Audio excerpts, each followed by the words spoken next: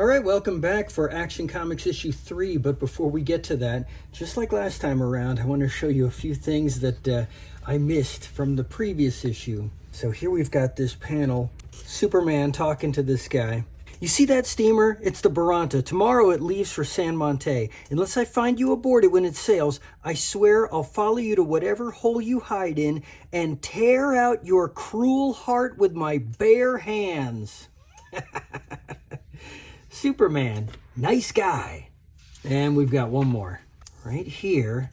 Superman, he's sneaking around the campsite, right? And he sneaks by, and the other soldiers, what was that? Probably just a bird. So this is where it begins, where they start mistaking Superman for a bird. I guess at some point they're going to mistake him for a plane. Okay, let's get to issue 3. So of course, no Superman on the cover. I wonder what story this cover was for. I guess we'll never know. So we've got a cave-in at a mine. And Clark Kent hears about it at the paper. He wants to go on the assignment. He's allowed to. So, of course, he goes as Superman. Just to get there, that's it for his costume, because he immediately changes into a disguise as a miner and then pretends to fall into the collapsed mine himself. So now he can go about rescuing them. I don't know. Should have just went in costume, but that's okay. Poison gas. He finds the previous team of the rescue party.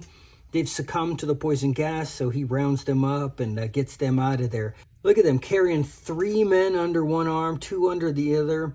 It's pretty cool, but I bet he'd crack their ribs in real life. Okay, so now he goes to the cave-in and clears the debris to get the miner out, which he does, and he can't send him up the way he sent up the other guys because now the signal cord doesn't work. So this mine is a complete mess, right? So he just climbs up. They see him climbing up. They see him climbing up super fast like a streak of lightning while carrying a man, and nothing.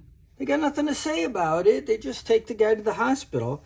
Okay, back as Clark Kent goes to visit the guy in the hospital, and he says, hey, we know that mine is unsafe. We brought it up to the boss, and the boss said, you don't like it, quit. So Clark Kent goes to the boss, tries to talk to him, and the guy says, this is none of your business. I'm no humanitarian. I'm a businessman. I do what I want. Now get out. This interview's over. Okay. Clark Kent, back in the guise of a miner, goes and visits the boss's house later on that night, sees them all partying it up.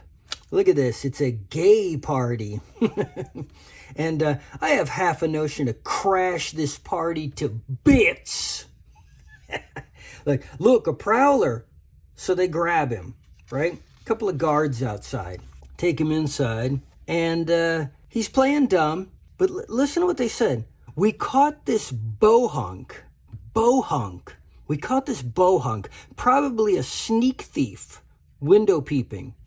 God, I wonder what a bohunk is. All I ask is a few minutes alone with this window peeper in the back room at headquarters, and you'll have a full confession, Mr. Blakely. Look at this. Shall we take him back to the station and rough him up? So he says, yeah, okay, go ahead. Beat the living daylights out of him. Wait, no, I changed my mind, and bring him back. I've got an idea. Well, but they're just guards. What station are they going to? The guards go to the police station? I don't know. But, boy, they're so eager to just rough this guy up. Anyways, the boss man has a plan. He insults his guests. They're too stupid to get it. And he dupes them all to go down. Let's party in the mine. We'll have the miner take us down there. Okay, interesting idea. And they go down into the mine where Clark sneaks away and caves the thing in and comes back. I've been here all along. And now they're all caved in. Boy, this is real convenient that they all wanted to party in the mine. He could not have seen this coming. I don't know. Maybe he's just thinking on his feet. He got lucky. It's a pretty cool story, though, because they start to panic. They don't know how they're going to get out. Clark, as the miner, throws him some tools, says, you go ahead and start digging. Well, he's not quite there yet. They're trying to use the safety equipment. They see it doesn't work. They're gonna rough up the boss man. Now he makes them dig. They dig until they've fallen conscious. They're like, we can't take it. And they're like, well, the miners actually do this for 14-hour shifts. Once they fall unconscious, Clark clears the mine just enough so that the rescuers who are working on the other side can come through, and it can be like they rescued him. But this is the part that's interesting. Clark goes back to the boss, and he's I've changed my ways. Now I know the danger they were in, and I understand it, and I'm going to have the safest mines in the world. And Clark says, yeah, good, because if you don't, expect another visit from Superman. Well, he didn't get a visit from Superman. I mean, he did, but as far as he knows, he just got a visit from this miner. We only got that one panel. I don't need to flip back to. We only got that one panel of Superman in his costume. What were they thinking? Just one panel? Well, that's all we got. Hey, fellers, have you sent in your application blank for membership? Have you sent in your application blank for membership in the Supermen of America?